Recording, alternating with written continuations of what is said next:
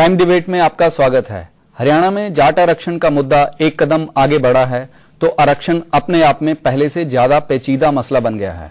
सरकार ने सैद्धांतिक तौर पर जाटों को 10% आरक्षण देने की बात मान ली है, लेकिन आरक्षण की और मांगों को नजरअंदाज करना भी सरकार के लिए मुश्किल हो गया है। आरक्षण का आधार सामाजिक पिछड़ापन ही रहना चाहिए, जहां आर्थिक पिछड़ेपन को आरक्षण का ज्यादा अहम पैमाना माना जाना चाहिए। आरक्षण ने अपना बुनियादी लक्ष्य हासिल किया है या नहीं, ये अलग मसला है, पर इस मुद्दे पर आ रहे नए नए विचार इसे पहले से कहीं पेचीदा जरूर बना रहे हैं। हरियाणा का जाट समुदाय काफी देर से जातीय आधार पर आरक्षण की मांग कर रहा है और ऐसी मांगे कई और जातीय समुदायों की तरफ से भी लगातार उठती रही हैं। हरियाणा राज्य पिछड़ी जाति आयोग ने सिफारिश की थी कि जाट, चटसिक, त्यागी, बिश्नोई और रोड जातियों को 10% आरक्षण दिया जाए। गरीबी के आधार पर आरक्षण की मांग सवर्ण जातियां भी करती रही हैं। आरक्षण के घेरे से बाहर रह गई जातियों के अति पिछड़े तबके को 10% आरक्षण देने की बात की गई है। राज्य सरकार ने ये मांगे सैद्धांतिक तौर पर स्वीकार कर ली हैं, लेकिन इनको कानूनी रूप देने में केंद्र सरकार की भूमिका महत्वपूर्ण है। सर्वोच्च अदालत के एक फैसले में दर्ज है कि आरक्षण 50% से ज्यादा नहीं हो सकता। इस लिहाज से हरियाणा अगर सैद्धांतिक सहमति की दिशा में आगे बढ़ता है तो सर्वोच्च अदालत के निर्देश का बिना शक उल्लंघन होगा।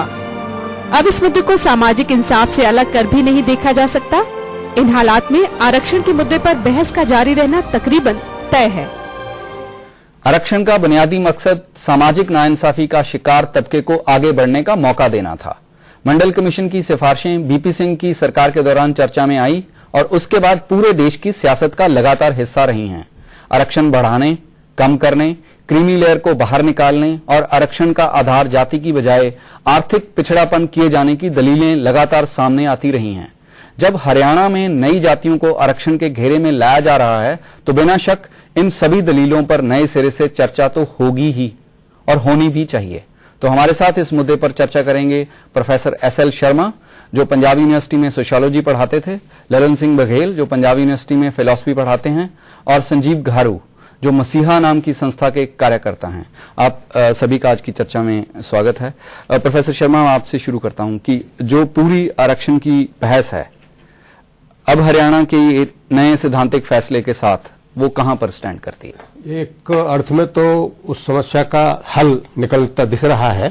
वो इस तरह के मूल मुद्दा जाट आरक्षण को ही लेकर हरियाणा में रहा है और जिस तरह का ये नीतिगत निर्णय लिया गया है कि और जो भी कॉम्पिटिंग कास्ट कम्युनिटीज हैं उनको भी इसमें शामिल कर लिया गया है, तो उस अर्थ में एक तरह से समस्या का समाधान होता नजर आ रहा है।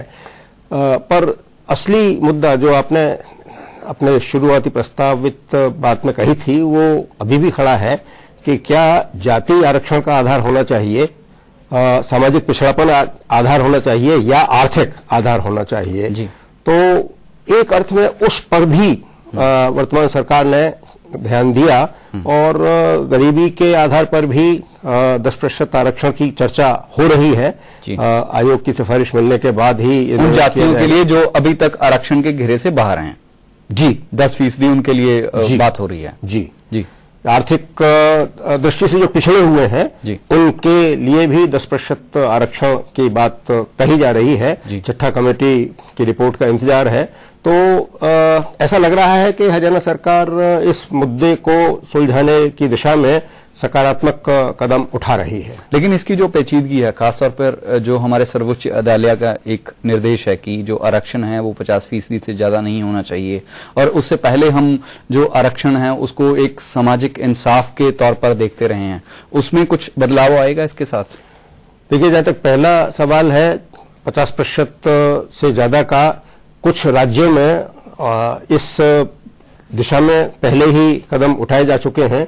तमिलनाडु में 69% है, राजस्थान में भी अभी हाल में जो गुर्जर कम्युनिटी को और कुछ कम्युनिटीज को 5% का और दिया गया, जो 50% से ऊपर निकल गया है।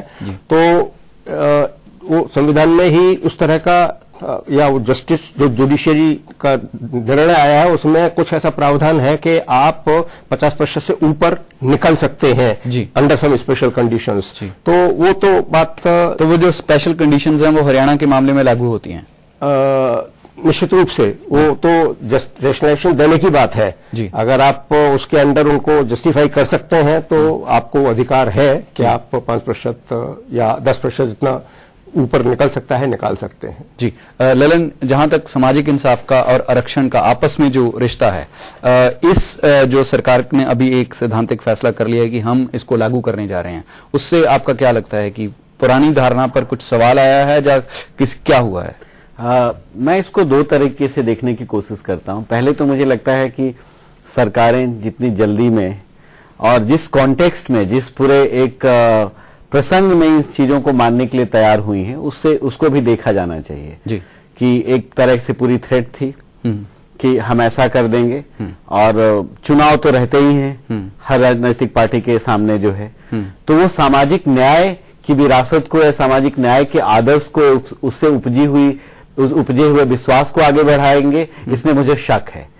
और दूसरी बात जो एक आपने अपने प्रस्तावना में कहा कि इसको आर्थिक या सामाजिक, क्या कोई कह सकते हैं विश्वास के साथ कि जाटों के पास जो सोशल कैपिटल वाला मसला है, एक जो और जातियों को जो एक सामाजिक पिछड़ापन है और उनके पास सोशल कैपिटल का मसला है, जाट को तो मुझे नहीं लगता है कि कोई उस तरह की दिक्कत है।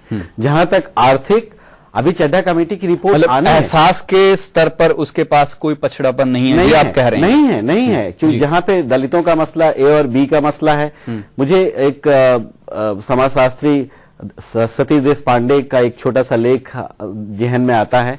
वो कहते हैं कैसे तय करेंगे जातियों के आधार पर जो पिछड़ापन है, उन रीजन्स के आधार पर पैमाने क्या होंगे, क्योंकि अभी छठा कमेटी की रिपोर्ट अभी आनी बाकी है।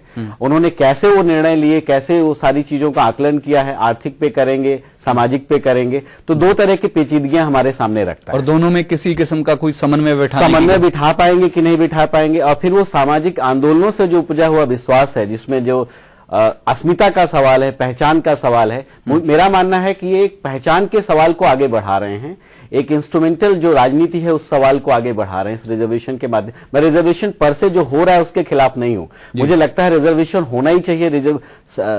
शर्मा जी जो कह रहे हैं उससे पूरी फुल सहमति है मेरी, पर मैं कहता हूं कि दोनों के बीच में सामंजस्य कैसे बिठा रहे हैं। ये जाति समीकरणों, पहचान की राजनीति को आगे बढ़ाने के लिए बढ़ा रहे हैं या रिसोर्सेज के डिस्ट्रीब्यूशन के लिए बढ़ा रहे हैं? जी संजीव जी, आप क्या कहना चाहेंगे इस मुद्दे? देखिए, ललन जी से मैं इत्तेफाक रखता हूं, और ये पूरी की पूरी आरक्षण का जो मामला है हरियाणा के अंदर जाटों का, जब ये आवाज उठी, जब इन लोगों ने आरक्षण की मांग की है, मांग जायज हो सकती है आरक्षण की मांग, लेकिन जो तरीका रहता है इस मांग को लेकर, और मुख्यमंत्री जी जिस प्रकार से एक शिष्टमंडल के साथ पूरी सिफारिश के लिए दिल्ली में जाकर मुलाकात करते हैं वरिष्ठ नेतृत्व से, तो दिखाई देता है कि ये कहीं ना कहीं एक विशेष जाति विशेष को पूरा लाभ पहुंचाने के लिए सारी एक्सरसाइज की जा रही है।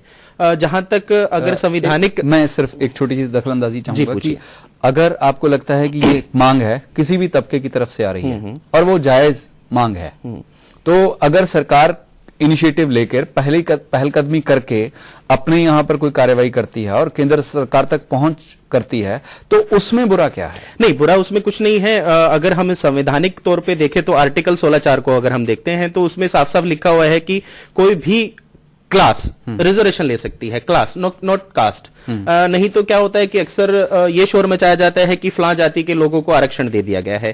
शेड्यूल कास्ट को जहां तक आरक्षण दिया गया है वो संवैधानिक है। बाबा साहब ने जब संविधान लिखा तो उसमें वो प्रावधान कर दिए गए। तो अब ऐसा लगता है कि जहां तक इस विशेष जाति का सवाल है, आरक्षण उनकी मांग जायज हो सकती है, लेकिन तरीके गलत हैं। दूसरी बात, 16(4) का कितना सही तरीके से उसको फॉलो किया जा रहा है, किस तरीके से वो कमेटी मैं यहाँ पर एक फिर दखलंदाजी चाहूंगा कि यहाँ तक हम तरीके की बात करते हैं। ललन ने पहले कहा कि जो सामाजिक इंसाफ की लड़ाई करने वाले जो तमाम किस्म के जो लोग हैं, जहाँ अभी तक जितने समुदायों, जितने तबकों ने अपनी मांगे पेश की हैं, यहीं रैलियां, धरने, आप मेमोरेंडम पेश करते हैं, सरकार पर दबाव डालते हैं, वो सारे वही तो तरीके हैं, उसमें गलत क्या बात है? देखिए, जहां तक तरीकों सही और गलत पे अगर चर्चा करें तो एक दबाव की राजनीति, एक हर तरीके से दबाव कि हम दिल्ली को सील कर देंगे, हम ये कर देंगे, आंदोलन को शुरुआत किया जाता है, आंदोलन को उसके बाद 2 दिन के बाद विड्रॉ किया जाता है। किसान भी अपनी मांग के लिए करता है, मजदूर भी अपनी मांग के लिए करते हैं, मुलाजिम भी अपनी मांग के लिए करते हैं, आंदोलन को विड्रॉ किया और उसके बाद भ्रष्टाचार को खत्म करने के लिए मुख्यमंत्री से मिलने के तुरंत बाद उसको विड्रॉ कर लिया जाता है। अगर यही तरीका गुड़गांव के अंदर कोई मजदूर अपनी मांगों को लेकर करता है तो उनके खिलाफ मुकदमे दर्ज होते हैं। इतने इन आंदोलनों में आंदोलनकारियों के खिलाफ कितने मुकदमे दर्ज हुए? नहीं होते हैं। सुप्रीम कोर्ट कहती है, माननीय अदालत कहती है कि जो इस प्रकार की चीजें करते हैं उनके खिलाफ मुकदमे दर्ज हो।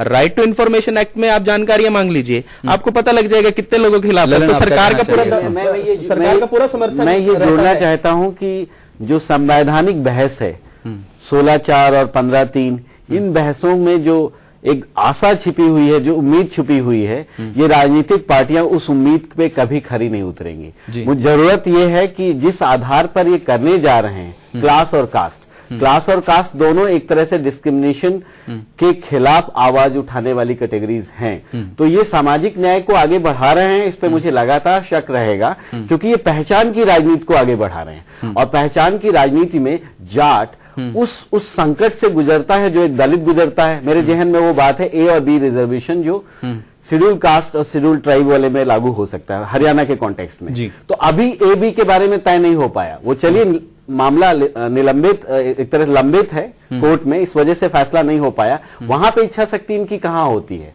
तो यहाँ पे जरूर इस सवाल को इसके साथ जोड़ के देखा जाना चाहिए। जब तक हम जोड़ के नहीं देखते हैं तब तक एक तरह से एकांगी बहस रहेगी, एक तरह की बहस रहेगी। जी प्रोफेसर शर्मा, आप क्या कहेंगे इसके? मेरा ख्याल यह है कि देखिए, ये जो मुद्दा है सामाजिक न्याय का, आरक्षण की नीति का जितना अधिक राजनीतिकरण हो चुका है, उसके मद्देनजर रखते हुए 2 हमारे सामने विकल्प हैं। एक विकल्प यह है कि हम आरक्षण की नीति को मूलतः समाप्त करें, जो संभव नहीं दिख रहा वर्तमान स्थिति में।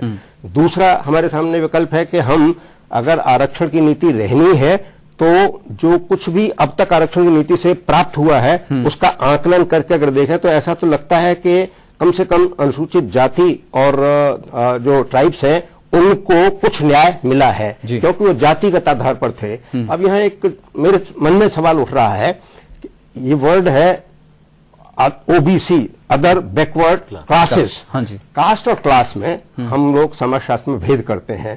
कास्ट एक हेरिटेरी ग्रुप है, क्लास एक इकोनॉमिक ग्रुप है, जो हमारी परिभाषा है उनके हिसाब से। तो उसको मद्देनजर रखते हुए अगर आप ओबीसी का आरक्षण की नीति को देखें तो ज्यादातर, क्या मेरा ख्याल है कि लगभग 100% कास्ट ही ओबीसी बनी है। कोई एथनिक ग्रुप एक आध बन गया हो, बाकी वो ओबीसी क्या है कास्ट के बाहर समझ नहीं लगता।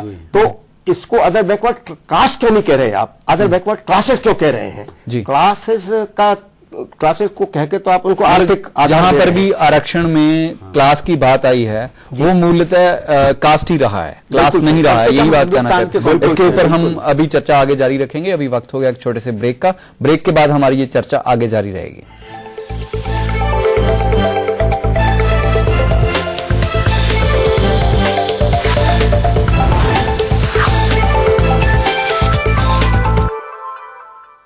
ब्रेक के बाद आपका फिर स्वागत है। हम बात कर रहे हैं जाट आरक्षण की और उससे सामने आए मसलों की। प्रोफेसर शर्मा, मैं आपसे ये पूछना चाहूंगा कि अब जिस हालत में हैं हम, आपको क्या लगता है कि आरक्षण को इसी दिशा में आगे बढ़ाया जाना चाहिए? आगे बढ़ाए जाने से मतलब मिकदार की मैं बात नहीं कर रहा हूं कि जैसे है, मतलब अगर हरियाणा में प्रपोजल आ गया है कि ये 69% होना चाहिए, तो यही सामाजिक इंसाफ को आगे बढ़ाएगा या ये सिर्फ एक रिप्रेजेंटेशन की पॉलिटिक्स हो जाएगा? देखिए, 2 सवाल है। एक सवाल है वंशनीयता का, उचित क्या है, करना क्या चाहिए, क्या नहीं करना चाहिए। दूसरा सवाल है क्या कर सकते हैं, क्या नहीं कर सकते। जहां तक चाहिए का सवाल है, व्यक्तिगत रूप से मैं ये मानता हूं कि आरक्षण की नीति समाप्त हो जानी चाहिए। अब जिस अवस्था में हम पहुंच गए हैं उसमें जो कुछ भी हमारे पिछड़े और नाइंसाफी के शिकार तबके रहे हैं उनको कुछ न कुछ न्याय दे दिया गया है। कुछ न कुछ न्याय दे दिया गया है, कुछ न कुछ। लेकिन हमने जो प्रॉमिस तो उनसे न्याय का किया था, निश्चित रूप से जिस स्पिरिट से कॉन्स्टिट्यूशन में ये प्रावधान किया गया, उसमें स्पिरिट तो यही थी कि उनको न्याय देने के प्रयत्न किया जाएगा, उनको समानता की धरातल पर लाया जाएगा। अब वो ये तो पक्का है कि अभी उस धरातल पर नहीं आ पाए हैं जिस पर और जातियां रही हैं, लेकिन पहले की तुलना में वो आगे ऊपर उठे हैं। और उस दृष्टि से अब शायद उनमें एक ऐसा तबका, चाहे जितना छोटा हो, वो पैदा हो गया है, जैसे आप मध्यम वर्ग कह सकते हैं, जो अब उसे आगे बढ़ा सकता है अपने आप। तो व्यक्तिगत रूप से तो मेरी राय ये है कि अब हम उस स्टेज में आ गए हैं जब आरक्षण की नीति पर पुनर्विचार करने की जरूरत है। आरक्षण की नीति को आप खत्म करने की बात कर रहे हैं, वहीं हरियाणा में ब्राह्मण समाज जो आरक्षण की मांग कर रहा है, तो क्या ब्राह्मण समाज की आरक्षण की मांग को आप गलत ठहराएंगे या आप जाट आरक्षण के विरोध की बात करेंगे? और जहां तक आप बात कर रहे हैं कि जो जातिगत आरक्षण अनुसूचित जाति या जनजातियों को मिला, आज भी बहुत सारे तबके अभी भी वो लोग उस जो शेड्यूल कास्ट को या शेड्यूल ट्राइब को जो आरक्षण मिलना चाहिए तो वो नहीं मिला। आज चाहे रिजर्वेशन की बात अगर उठती है तो हमेशा ये बात आ जाती है कि शेड्यूल कास्ट का रिजर्वेशन खत्म कर दिया जाए। अगर शेड्यूल कास्ट का खत्म करना है तो बाकी लोग आरक्षण की मांग क्यों कर रहे हैं? तो आप क्या ब्राह्मण समाज या पंजाबी समाज जो आरक्षण की मांग कर रहा है तो आप उसके विरोधी हैं? मैं यहाँ पे एक तो इसका मतलब आप विरोध कर रहे हैं? मैं इस बात ब्राह्मण समाज जो घारू जी, अगर वो विरोधी हैं तो विरोध करने में तो कोई बुरी बात नहीं है। नहीं, विरोध करें, मुझे लगता है एक पक्ष विरोध करें, पक्ष रखें अपना विरोध करना। लेकिन अभी शर्मा जी ने कहा कि आरक्षण नीति को मूलतः समाप्त कर देना चाहिए, जबकि राजनीतिक पार्टियां, राजनीतिकरण जो आरक्षण का कर दिया गया है, तो जो लोग आरक्षण की बात करते हैं, जो लोग आरक्षण मांगते हैं, तो वो कहीं संविधान निर्माता को भी भूल जाते हैं, तो उनको भी फॉलो करना मुझे लगता है फॉलो नहीं करते। मुझे लगता है भारू जी की बात में जो चिंता है, हर व्यक्ति को अपना मत है। प्रोफेसर शर्मा का अपना मत है कि रिजर्वेशन खत्म होना चाहिए, पर ये मत है, इसकी एक जो समाजशास्त्री समझ जो कि सर से हम लोग पढ़ते रहे हैं, मैं टीवी चैनल में एक्नॉलेज करता हूं, वो कम से कम हमें इस बात को मानने के लिए तैयार नहीं करती है। क्योंकि समाजशास्त्री समझ को अगर हम इस्तेमाल करेंगे, अपने सामने रखेंगे, तो अभी भी हिंदुस्तान में ये रिजर्वेशन का जो पूरा एक तरह से फायदा और नुकसान की शब्दावली में इस्तेमाल नहीं करूंगा, जो पहुंच है वो बहुत सीमित दायरे तक हुआ है। इसका मतलब एक लंबी फहरिस्त है, जातियों में, समाज में एक कड़ी है जो कि बाकी है। इसका मतलब जो 85%, मैं उस इक्वेशन में बात नहीं कर सकता जो कि दूसरे आंदोलन करते हैं, 1% और 99%, काफी लंबा तबका है, बड़ा तबका है जिसके पास रिजर्वेशन का रीच नहीं है। ललन, वो बात सही है कि मतलब जहां इसका मतलब जिस भी जाति रिजर्वेशन तो होना ही चाहिए, पर रिजर्वेशन की गुणवत्ता किस दिशा में वो रिजर्वेशन जा रहा है। रिजर्वेशन पर से अपने आप में कुछ भी नहीं कर सकता है। इस बात से मैं इत्तेफाक मैं ये कहना चाह रहा हूं कि जिस तरह से रिजर्वेशन की नीति का राजनीतिकरण हो चुका है, उसके बने रहते ये स्थिति जिसकी ललन साहब बात कर रहे हैं, ये हमेशा बनी रहेगी। आप रिजर्वेशन को चाहे जितने लंबे समय तक खींचते जाइए, जितना राजनीतिकरण इसका अब हो गया है उससे ज्यादा होता जाएगा, और हमेशा ये जो संवैधानिक मकसद था वो मीट नहीं हो पाएगा, वो नहीं हो पाएगा, खो जाएगा। लेकिन मैं मानता हूं कि राजनीति तो होनी ही चाहिए। कहीं ना कहीं इसका कसूरवार तो राजनीतिक पार्टी, वो राजनीतिक पार्टी जिसने लंबे समय तक इस देश पर राज किया। संविधान के जो प्रावधान थे 10 साल के लिए जिन जातियों को आरक्षण देना था, तो वो आज तक क्यों नहीं मिल पाया? आज भी अगर सरकारी नौकरियों में आरक्षण की बात आती है तो फिर उनसे पूछिए कि आपने बैकलॉग क्यों नहीं भरा था, क्यों नहीं उन लोगों तक आरक्षण को पहुंचा दिया गया। तो आरक्षण जिन लोगों को दिया गया था, आप ये मानते हैं, शर्मा जी ने अभी कहा कि वाकई कुछ तबकों को सामाजिक न्याय के लिए आरक्षण मिलना चाहिए था, तो आज भी ऐसी जातियां हैं जिनको सामाजिक न्याय के लिए आरक्षण की आवश्यकता है, जो एजुकेशन से बहुत दूर है, बहुत सारी मुख्य धारा में जुड़ना चाहती हैं जातियां, वो आज तक नहीं आई। लेकिन इस प्रकार की जो चर्चा, इस प्रकार से आरक्षण की जो मांग उठी है, वो सिर्फ और सिर्फ राजनीतिक फायदों के लिए, या फिर मैं ललन जी से सहमत हूं, एक जाति विशेष की अपनी पहचान बनाने के लिए। ललन, एक बात जो आपने कही कि जो आरक्षण है उसकी जो पहुंच है वो चाहे वो शेड्यूल कास्ट की हो, चाहे वो ओबीसी की हो, वो बहुत सीमित रही है, जबकि उसी पहचान के जो बहुत सारे लोग हैं वो बहुत बदतर हालत जी रहे हैं, उतना ही बुरे एहसास के साथ, उतनी ही बुरी आर्थिक हालत में वो जी रहे हैं। वो जो पहुंच है उसको बढ़ाने की तो कहीं पर बात नहीं हो रही। देखिए मेरी बात में एक बात जो मैं जोड़ रहा हूं कि जो हमारा अभी तक का जो तजुर्बा है आरक्षण के साथ, वहीं तजुर्बा क्या अब जाट आरक्षण पर, त्यागियों के आरक्षण पर और जो बाकी जो हैं जिनको गरीबी के नाम पर दिया गया था, वो वहीं पर दोहराया जाएगा या इसको बेहतर किया जा सकता है? देखिए, उसको दो तरीके से विचार किया जाना चाहिए। मेरा मानना है कि जब आप सीमित कहते हैं बहुत कम तक पर, तो आपका फलक क्या है, आपका टाइम स्केल क्या है? जो सदियों से होता आ रहा है, क्या उसको जो स्वतंत्रता के बाद के सालों में तौला जाना, मापा जाना चाहिए? आपका फलक क्या है? मुझे लगता है जब आप टाइम स्केल को सामने रखेंगे तो उस मानसिकता, जो एक समाजशास्त्र जो बना, मानसिकता का समाजशास्त्र, उसको तोड़ने के लिए रिजर्वेशन एक आयाम हो सकता है। रिजर्वेशन पूरे आयाम हमारे सामने नहीं देता है। तो मैं मानता हूं कि जब सामाजिक अस्मिता, सामाजिक लड़ाई, सामाजिक संघर्ष का जो आंदोलन है, ये सारा कुछ पार्टीज के माध्यम से नहीं आएगा। और पार्टीज, चाहे वो कांग्रेस हो, चाहे लेफ्ट हो, चाहे वो बीजेपी हो, कोई भी पार्टीज हो, वो अपने इंस्ट्रूमेंटालिटीज के द्वारा ही रेगुलेटेड होंगी। तो जो आपका सवाल है, वो सीमित को कैसे देखा जाए, कैसे पढ़ा जाए, और जो दूसरा सवाल है कि और जो हवा खड़ा किया जाएगा कि दूसरे लोग मांगेंगे, रिजर्वेशन मांगेंगे, मुझे लगता है यहीं पे तो विवेक की बात है। यहीं पे तो आंदोलन का स्वभाव क्या है? क्या आप ब्लैकमेल में सबमिट कर देते हो? भाई, हरियाणा के जाट्स को अस्मिता की लड़ाई तो नहीं लड़नी पड़ी ना। जो एक मेरे गांव में रहने वाले एक एकदम शूद्र समाज में जो पैदा हुआ है, उसको अस्मिता की लड़ाई लड़नी पड़ रही है। तो यहां पे जब चंडीगढ़ में रिजर्वेशन हुआ, मेरे एक दोस्त का रिसर्च है इसके ऊपर, टारगेट किए गए ओबीसी का रिजर्वेशन का मसला था। उसने आर्काइव देखा, पर टारगेट किए गए कौन? Schedule caste. क्यों टारगेट किए गए? क्योंकि माना गया कि यही तो है। इसकी वजह से उनको भूल गए कि ये रिजर्वेशन ओबीसी के लिए है। तो शर्मा जी की जो बात है, कास्ट और क्लास दोनों किस तरह से ओवरलैप करते हैं हिंदुस्तान में, वो देखने की जरूरत है। तो ये रिजर्वेशन का जो मसला है, एक बड़ी लड़ाई के साथ देखा जाना चाहिए। प्रोफेसर शर्मा, अभी जिस माहौल में हम बात कर रहे हैं, उसमें अभी तक जो आरक्षण था, उसकी जो दावेदारी थी, उसके कारण बिल्कुल अलग थे। लेकिन अभी जो जाट आरक्षण की बात आ रही है और उसके बाद गरीबी के आधार पर जो 10% आरक्षण की बात आ रही है, तो इससे जो पूरी आरक्षण की बहस है, जो धारणा है, इसकी जो समझ है, वो बिल्कुल बदल जाएगी। पहले तो मैं ये थोड़ा सा क्लैरिफिकेशन दे दूं कि मैंने दो विकल्पों की बात की थी और एक विकल्प की ही बात कर पाया था, तो बात कहीं और ज्यादा मैंने सिर्फ ये बताया कि एक ऑप्शन, जो पहला एक ऑप्शन है कि इसको खत्म किया जा सकता है क्या, ये दूसरी बात थी जो नहीं हो पाई। तो वो मुझे बिल्कुल इस बारे में कोई संदेह नहीं है कि हम रिजर्वेशन की नीति को इस समय खत्म नहीं कर सकते। जी, बिल्कुल मेरा दिमाग साफ है इस बारे में। जैसी स्थिति है उसमें हम लाख चाहें इसको, सिर्फ राजनीति के कारण खत्म नहीं कर सकते या जरूरत के कारण खत्म नहीं कर सकते? राजनीतिकरण की वजह से। ओके, राजनीतिकरण की वजह से इसको समाप्त नहीं किया जा सकता जी, और उसी वजह से जरूरत है इस पर पुनर्विचार करने की। जी, मैं थोड़ा सा मॉडिफाई कर दूं बात को कि क्योंकि इसको खत्म नहीं कर सकते हम, तो पुनर्विचार की तो जरूरत है कि इसको दिशा क्या दी जाए। जी, आज जो हमारे मूल समस्या है वो ये कि हम भटकते ही जा रहे हैं।